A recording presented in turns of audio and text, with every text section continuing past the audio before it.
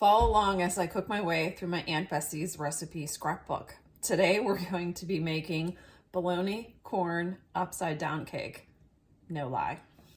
First thing we're going to do is we're going to take 2 tablespoons shortening and we're going to melt that in a skillet. I just use the biggest skillet I have because I'm not sure how much volume we're going to have here because I've never made this before.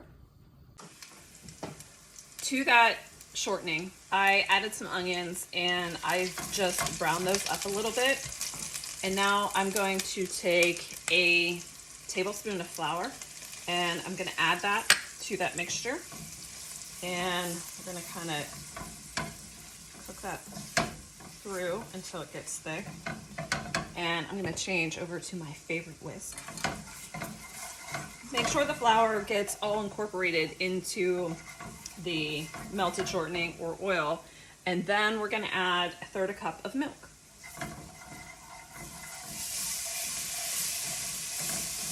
And we're going to stir that up with a whisk and make sure it doesn't get lumpy. Here's where it starts to get a little weird. We're going to add some salt. It's a lot of salt. It's like 1.5 teaspoons. And then it says a smidge of pepper. So we're going to add that. We're going to add a tablespoon of prepared mustard. That in there. And 1/4 cup of chili sauce.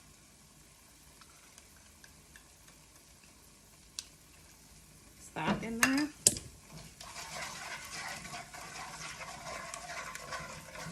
And yeah, that looks nasty. So now we are going to take, it calls for a 1.75 cups of canned corn, and then you boil that and retain, drain it, save 1/4 cup of the liquid, and add the corn liquid in here. So we're going to add the corn liquid.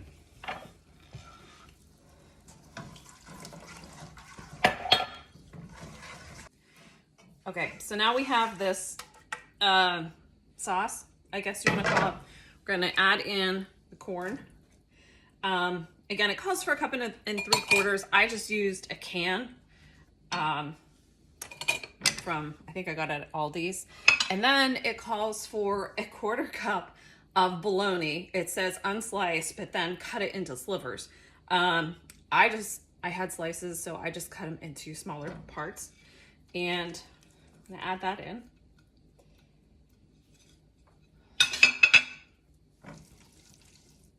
And mix this up.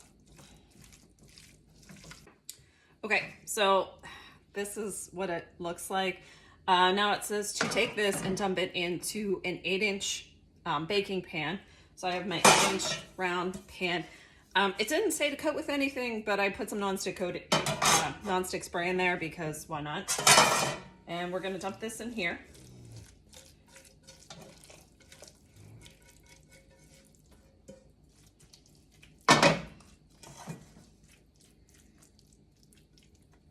And just kind of smooth that around.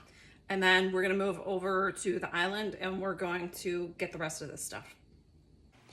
Okay, now for the cake portion, I have a cup of flour, a 1.5 teaspoons of baking powder, and 1/2 teaspoon of salt. And we're going to mix that together. And then we're going to cut in 1/4 cup of shortening until it looks crumbly. So just cutting this in with a pastry blender. Okay, now that it's nice and crumbly, we're going to add in 1/3 cup of milk. And we're going to mix that up. So after we mix it up, it looks something like this. And then we're going to roll it out to an 8-inch circle. So I have my pastry sheet here, a little bit of flour.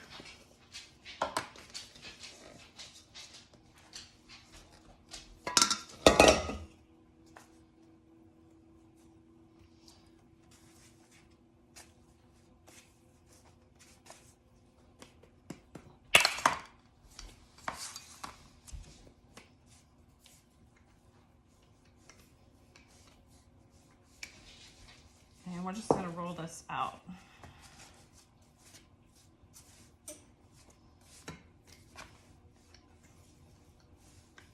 Now, if you haven't guessed, I'm not very good at rolling out pastries or really anything. I'm gonna use this other 8-inch cake pan to kind of make sure I have the right size. And I made that way bigger than it needed to be.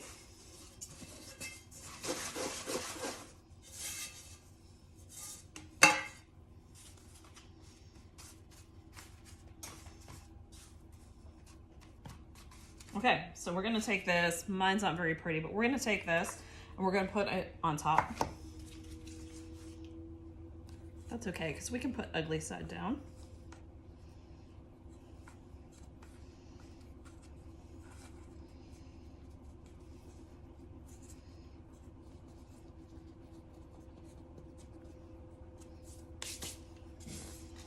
Okay, and into the 425 oven, it's set for about 30 minutes. So I'll be back and then we're gonna pull this out and let it cool and we're gonna try it.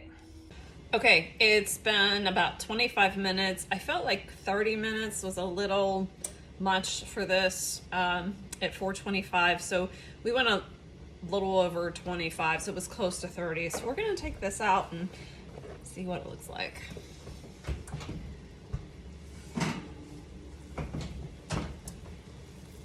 All right, here she is. It's pretty liquidy, so the next step says to invert on platter.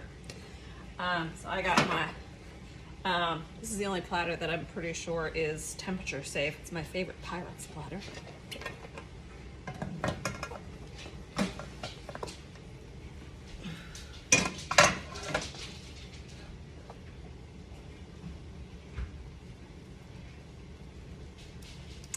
Oh dear.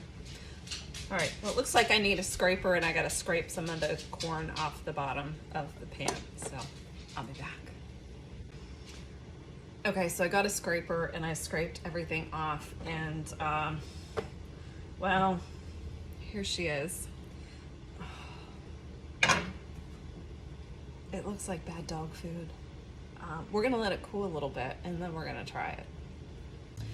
Okay, let this thing cool for a little bit. I do believe this is something that was meant to be eaten warm. So let's cut a slice and taste it.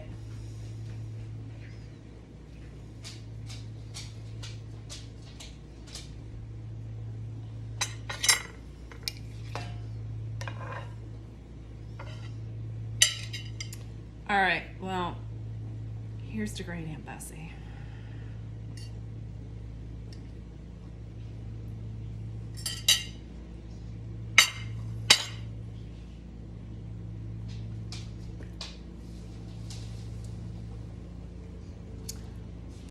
Okay. It tastes like, I don't even know what to compare it to. It's the chili sauce definitely gives it a little bit of kick. So maybe like a spicy vegetable soup almost. But the texture is really, really weird. This is definitely a no for me. I'm gonna pass. We're gonna get Dad over here and we're gonna have him taste test and see what he thinks. Okay, we got Dad down here. We're gonna have him test out the recipe. Here I am again. So here it is. Oh, that don't look good. It's corn and bologna upside down cake. Well, really sounds better than it looks. There you go. Let us know what you think.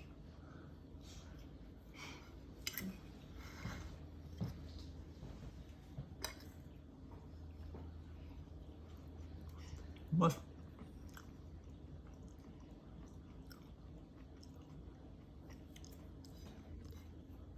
tastes a lot better than it looks. Really? It does. Good. Must be something else in it that he went. I mean, no, just the background noise. Yeah.